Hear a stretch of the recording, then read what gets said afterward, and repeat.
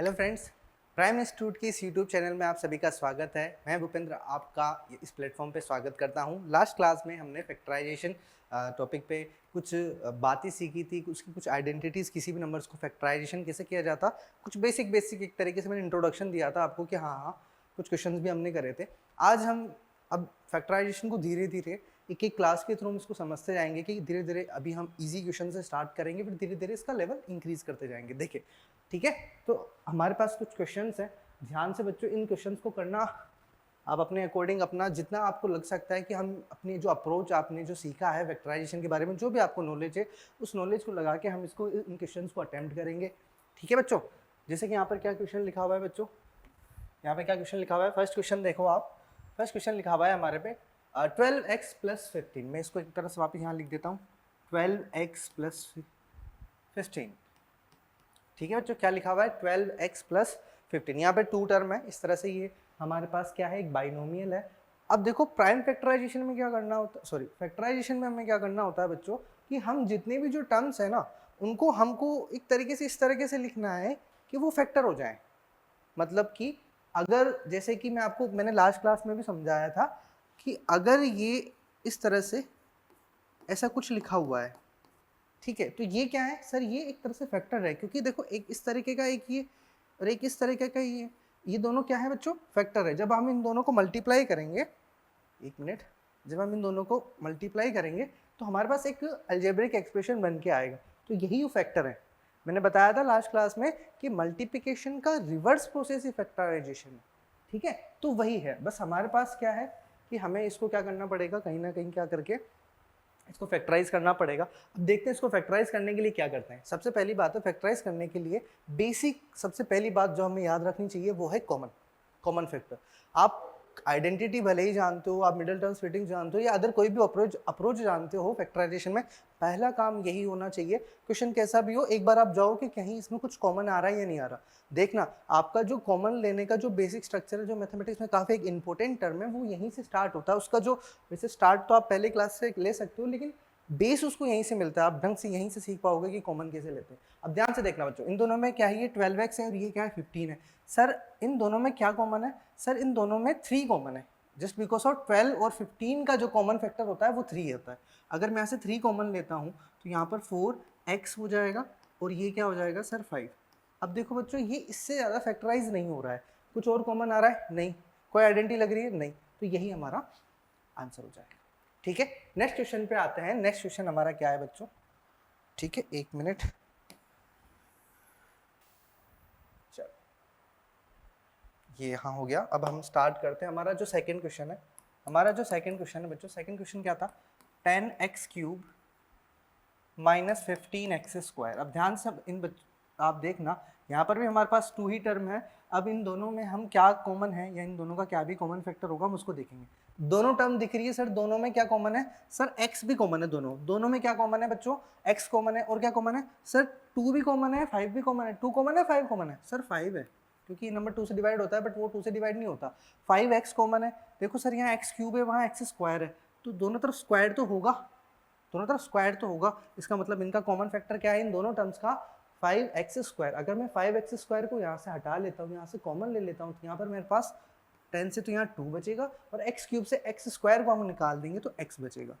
Then यहाँ पे अगर 15 है, 15 से हम 5 निकाल देते हैं तो -3, एंड x² से x² अगर निकल जाते हैं तो यहाँ पर ओनली 3 रह जाएगा।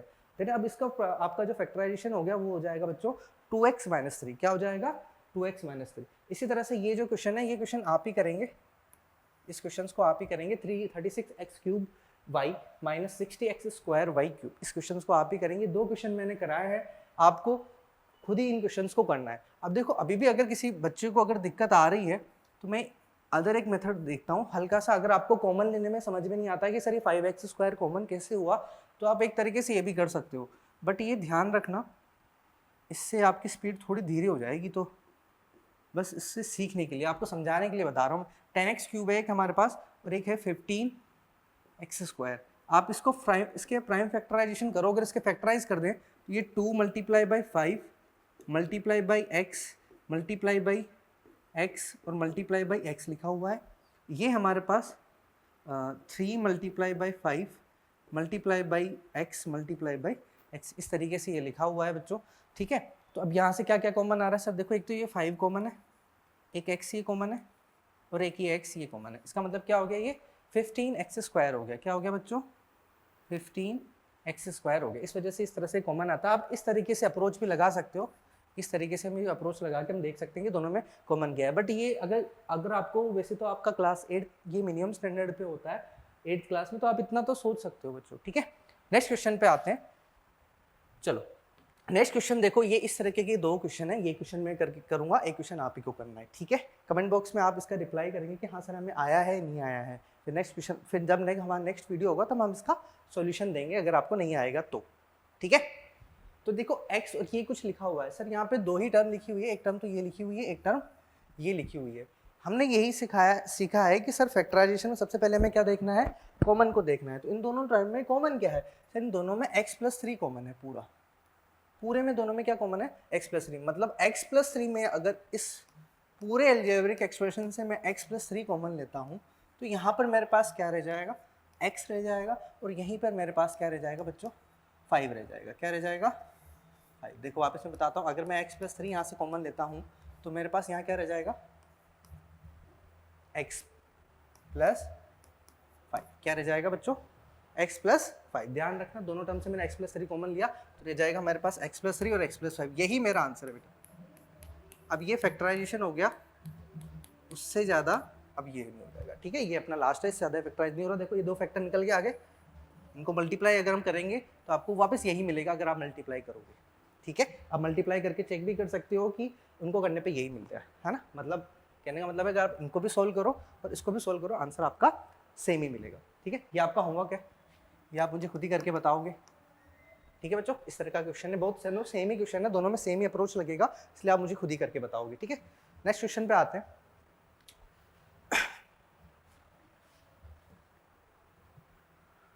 ठीक है, जैसे कि यहाँ पर कुछ लिखा हुआ है, ध्यान से देखना, मैं हर क्वेश्चन में आपको नई नई अप्रोच सिखाने की कोशिश कर रहा हूँ, तो आप बार बार इस वीडियो को देखें ताकि इससे क्या होगा, आपका कंसेप्ट क्लियर होगा।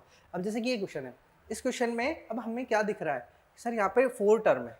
कितनी टर्म है यहाँ पर, 4। तो हमें तो कुछ ना कुछ क्या करना है बेटा, कॉमन लेना है। आप किन्हीं भी ऐसी टर्म्स को लिखो जहाँ पे कुछ कॉमन आता हो, है ना। जैसे कि एक ये हम टर्म ले लेते हैं और एक कौन सी टर्म ले लेते हैं, एक ये वाली टर्म ले लेते हैं। आप चाहो जैसे टर्म ले सकते हो, बट ध्यान रखना कि दोनों में सेम थिंग ही बनना चाहिए, ठीक है। कैसे, मेरे कहने का मतलब क्या, मैं अभी आपको समझाता हूँ। देखो जैसे कि AB² माइनस BC² है, इन दोनों की बात करूँ तो दोनों में क्या कॉमन है सर, A कॉमन है। इन दोनों में A कॉमन है, नहीं सर बिल्कुल A गलत कह रहे हो, यहाँ B कॉमन है। क्या कॉमन है, इन दोनों टर्म में क्या कॉमन है सर, B। अगर यहाँ से आप B कॉमन लेते हो तो यहाँ क्या बचेगा, A, और यहाँ क्या बचेगा बच्चों, B। अगर इस टर्म में से इस वाली टर्म्स में मैं क्या कॉमन लेता हूँ, B कॉमन लेता हूँ, तो A इज बचेगा, B² था तो B रह जाएगा, ठीक है बच्चों। फिर उसके बाद में इस वाली टर्म में क्या रह जाएगा बच्चों, C² रह जाएगा। क्या रह जाएगा, C²। सिमिलरली मैं यहाँ से कुछ कॉमन ले सकता हूँ, नहीं सर यहाँ से तो कुछ कॉमन नहीं आ सकता। लेकिन अगर मैं यहाँ से -1 कॉमन लेता हूँ, ध्यान से समझना बच्चों, अगर मैं यहाँ से -1 कॉमन लेता हूँ तो ये टर्म क्या बन जाएगी सर, ये टर्म बन जाएगी AB और -(C²). देखो मैंने यहाँ से माइनस कॉमन लिया तो ये नेगेटिव था जो पॉजिटिव में कन्वर्ट हो गया, C² नेगेटिव पॉजिटिव था वो नेगेटिव में कन्वर्ट हो गया। ऐसा क्यों कर रहे हो सर, ऐसा क्यों कर रहे हैं, क्योंकि देखो ध्यान से, अगर मैं इसको इस तरह से लिखता हूं तो ये वाला जो अब हमारे पास अलजेब्रिक एक्सप्रेशन, अब ये जो टर्म बन के आई है पूरी, क्या तो इससे मिलती जुलती है ना बच्चों, इस वाली से। देखो x+3 अब जो हमने किया है इस तरह से, अब यहाँ पर भी यही हुआ है। यहाँ जो टर्म बन रही है हमारे पास, यहाँ जो टर्म बन रही है वही टर्म यहाँ पे भी बन रही है। तो इन दोनों में से मैं ये क्या ले लेता हूँ बच्चों, कॉमन ले लेता हूँ। अगर मैं यहाँ से चीज कॉमन ले लेता हूँ, ये पूरी टर्म मतलब AB माइनस C² को अगर मैं यहाँ से कॉमन ले लेता हूँ तो बच्चों यहाँ क्या बचेगा सर, यहाँ बच जाएगा ओनली B। क्या बच जाएगा, B नेगेटिव, और यहाँ कुछ नहीं है तो मतलब 1। ठीक है बच्चों, हो सकता है कि बच्चों को समझ में नहीं आया हो, मैं एक बार वापस समझाता हूँ। आप इस वीडियो को 1-2 बार वापस इसको रिवाइंड करके देखोगे तो आपको समझ में आएगा, ठीक है। मैं वापस समझाता हूँ एक बार, देखें कैसे किया है कि सर हमने इन दोनों टर्म को देखा, सर इन दोनों में क्या कॉमन है सर, कॉमन इनमें B है, ठीक है। अगर मैं B कॉमन लेता हूँ इस वाली टर्म से तो मुझे A इज इट इज मिलेगा, बट B² से यहाँ पर B ही रह जाएगा। सर यहाँ से B कॉमन हो गया तो C² ही, ठीक है बच्चों। अब देखो यहाँ AB और प्लस C² है। अब मैंने ये सोच लिया कि अगर मैं यहाँ से -1 कॉमन ले लेता हूँ बच्चों तो मुझे क्या मिलेगा, AB माइनस C² मिलेगा।